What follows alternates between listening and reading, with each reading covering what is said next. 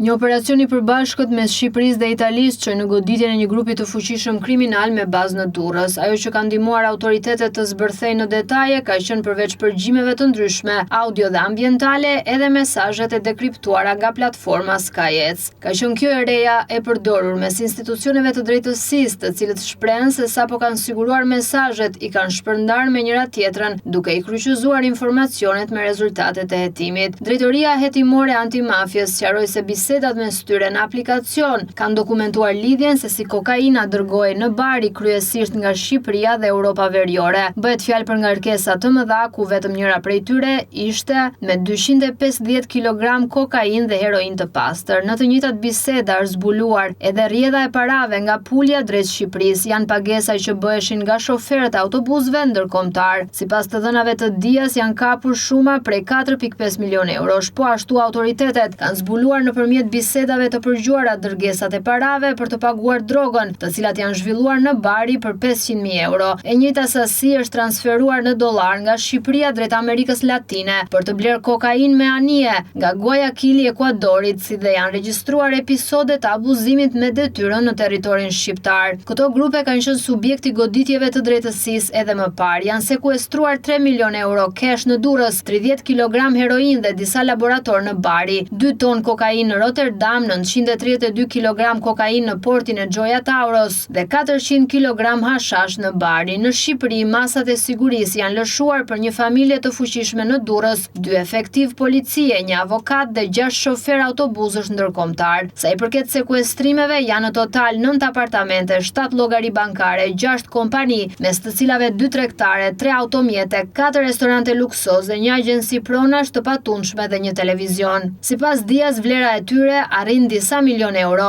Masat janë marrë ndaj 12 italianëve dhe 40 shqiptarëve. 49 masa sigurie janë arrest me burg, një është arrest shtëpie dhe një është detyrim paraqitje. Sa i përket Shqipërisë, aksioni është kryer në Durrës, Shkodër, Tiranë, Fier dhe Vlorë.